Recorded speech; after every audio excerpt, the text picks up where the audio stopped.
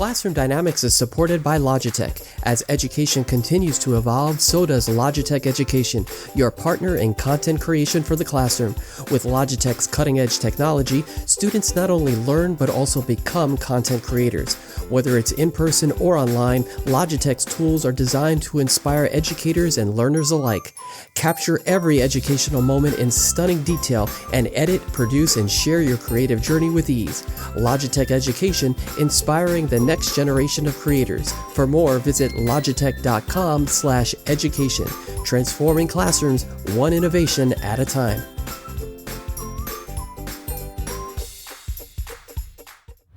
Every classroom has the potential to be extraordinary, and the Logitech Reach adjustable content camera is your partner in making that happen.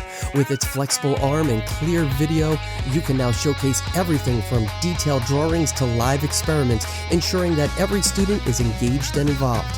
Whether you're teaching in person or online, Logitech Reach helps you connect with your students in a whole new way.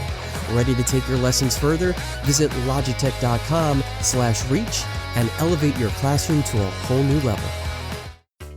Welcome to Classroom Dynamics, Bits and Bytes, the podcast within the podcast where we explore cutting-edge technologies and innovative ways to enhance the educational experience.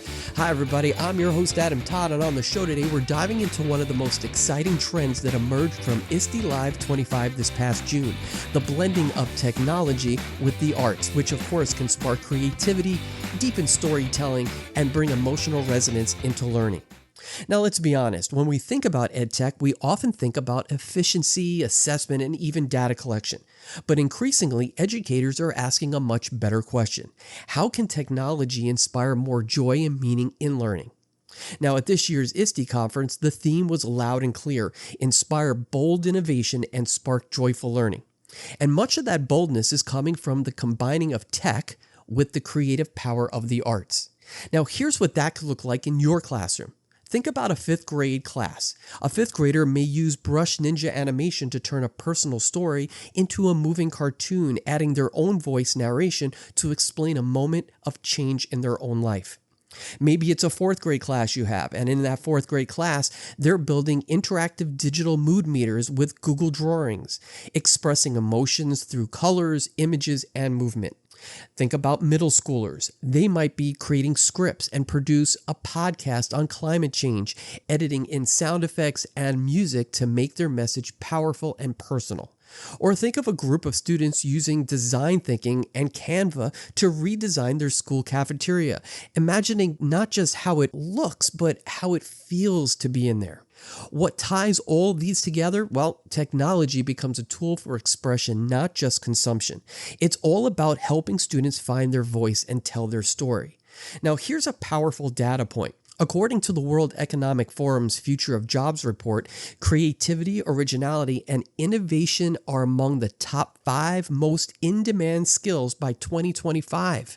Not coding, not critical thinking, but creativity. And when students can use tools like Book Creator, Adobe Express, Flip, or iMovie to design, compose, and maybe even reflect, they're not just learning, they're creating meaning, and they're connecting emotionally to the content and, of course, to one another. But this shift requires intention. Teachers need space, support, and trust to experiment. So start small. Maybe your next writing unit ends in a short film, or maybe your next science project includes a spoken word poem. The tech is there. Our job as educators is to make room for the art.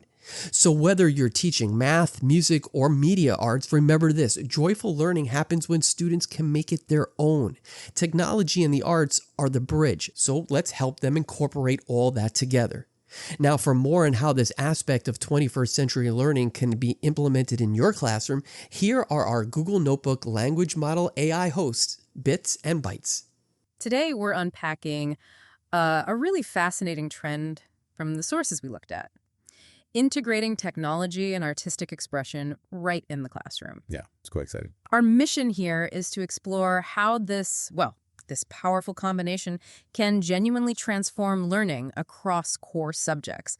We want to give you some practical insights, maybe some inspiring ideas. Absolutely. And we're drawing these insights from excerpts called Arts Integrated Tech in Core Curriculum, What's really interesting, I think, is how it sets out a kind of blueprint for moving students away from just being, passive consumers of information towards becoming active creators. Ah, okay. Yeah, and it suggests that basically every subject could become a platform for deeper engagement, connection, and honestly, even more joy in learning. Okay, so let's unpack that. How does this actually look in practice? How do we Yeah. go beyond just using tech to really integrating it with art in a way that changes things? Right. Math, science, social studies. Let's start with math. Visualizing numbers. Yeah, with math, the goal really shifts. It's about helping students genuinely understand the concepts, not just memorize formulas, using visual expression, using narrative. So it taps into different ways of learning. Exactly. It's not just about making it fun, though it often is. It's about deeper pathways to understanding. Okay, so picture this. Students creating something like digital math comics. They could use tools like Google Slides or maybe Canva. And they don't just solve the problem, they show the step-by-step solution using story characters. Right, like for word problems or fractions. Or even geometry. The key thing there, the source suggests, is it forces students to kind of externalize their problem-solving steps. Makes it a story. A memorable journey, yeah. It transforms the numbers into something compelling. That makes sense. Or another idea, connecting math more to the real world. Students could collect data, maybe from the classroom, maybe outside, and turn it into visually creative data art projects. Using something like Adobe Express, so like infographics, but more artistic. Precisely. They're making infographics, essentially, but with that artistic flair. It helps them find personal meaning in abstract data, moving beyond just number crunching. To interpretation. Exactly. Interpretation. And what about sound? I think the source mentioned something about music. Oh, yeah. For students who connect with sound, it suggests musical math patterns using platforms like Scratch or Chrome Music Lab. Okay. How does that work? Well, students compose short songs based on mathematical patterns, multiplication tables maybe, or the Fibonacci sequence. The interfaces are often visual, drag and drop, so they can literally build and hear those patterns. It makes complex structures feel more intuitive. Interesting. So from numbers to the natural world, science. The source seemed pretty excited about this area. Yeah, it's genuinely fascinating how scientific inquiry can be transformed, making abstract concepts really tangible through creativity. So the goal here is using storytelling, digital tools, bringing science concepts to life for deeper understanding. That's the core idea. For example, students could create science story podcasts or maybe little radio plays. Using what? Book Creator? Soundtrack? Yeah, tools like that. Yeah. They could feature fictional characters who have to navigate real science problems, maybe related to ecosystems they just learned about, or the human body. So it's like applying the knowledge creatively. Right. It cultivates critical thinking because they have to embody and communicate the principles, not just list facts. Or I liked this one, short stop-motion science films. Demonstrating processes like erosion or food chains using something like stop-motion studio. Oh, that's powerful. It makes them visualize and articulate dynamic processes frame by frame. They're literally building their understanding as we build the animation. Yeah. And then there's the really cutting-edge stuff like AR animal reports using Merge Cube or Quiver Vision. Augmented reality, right? Yeah, students can bring animals or cells to life as 3D models overlaid on their desk, basically. Yeah. Then they narrate their findings. Wow, that sounds immersive. It really bridges that gap between digital info and the physical world. AI can save teachers time, but what if it could do more? With Your Way, AI is built specifically for your school or district, aligning cutting-edge technology with your instructional goals, strategies, and vision.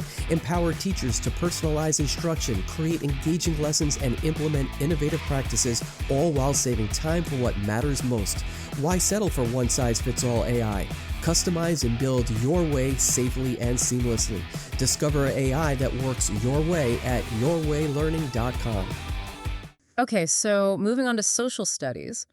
The source talks about encouraging empathy, critical thinking, historical context through storytelling again. Yes, personal and visual storytelling, connecting the past to the present in a meaningful way. How? Well, one really powerful idea is historical diaries in Book Creator. Students take on the role of a historical person. Oh, like perspective taking. Exactly. They write journal entries, maybe enhance them with photos, period music, sound effects. And this raises a key question the source touches on. How does actually inhabiting a historical figure's shoes change your understanding? It must shift it from just facts on a page To genuine empathy and critical perspective taking is a fundamental shift. That is a profound shift, isn't it? Changing that connection to history. The source also mentioned geo-storytelling using Google Earth or Tour Creator. Right. Allowing students to map the journey of, say, an immigrant or a civil rights leader. They can narrate different stops with audio and images. Making history tangible, something you can navigate, connecting events to actual places. Yeah, exactly. And what these examples point towards, really, are some key strategies for teachers looking to try this. Okay, practical tips. Good. First, start with what you know. If your students already use Google Slides, maybe just add a creative twist like a voiceover or simple animation to an assignment they already do. Keep it simple at first and offer choice. That seemed important. Huge. Let students pick. Maybe they write a report or they make a comic or a short video or a podcast. Same content, different ways to show their understanding, more engaging. Right. Also, try to involve social-emotional learning, SEL. Ask students to reflect. How does this topic connect to your life? That can be a great jumping-off point for more personal, creative tech projects. Makes it relevant. And the tools. The source mentions specific types. Yes, using low-floor, high-ceiling tools, things like Canva, Book Creator. What does that mean exactly? Low floor, high ceiling. It means they're easy for beginners to get started with. That's the low floor. But they're also powerful enough to support really sophisticated, complex, creative work as students get more skilled. Yeah. That's the high ceiling. Got it. Accessible but capable. Exactly. So if we tie this all together, look at the bigger picture. The core message seems really clear. Which is? By combining technology with artistic expression, students make that shift from passive consumers to active creators. And that lets every subject become more engaging. More engaging, yeah. And a platform for deeper connection, maybe even joy. It's about making learning intrinsically motivating, making it stick, making it memorable in a profound way. So what does this all mean for you listening? Whether you're an educator, maybe a student yourself, or just curious about where education is heading, the source is pretty clear. This isn't just about making learning fun, though it might be. It's about making it truly resonate, making it last. So thinking about all these ideas, what aspect of this arts-integrated tech approach do you think holds the biggest potential for transforming how we learn? Something to chew on. Definitely. That's our deep dive for today. Until next time, keep exploring. For more on Classroom Dynamics, follow us on X at Class Dynamics or on Instagram at Classroom Dynamics Podcast. And be sure to search Classroom Dynamics on Apple Podcasts, Spotify, or wherever you listen to your favorite podcast shows.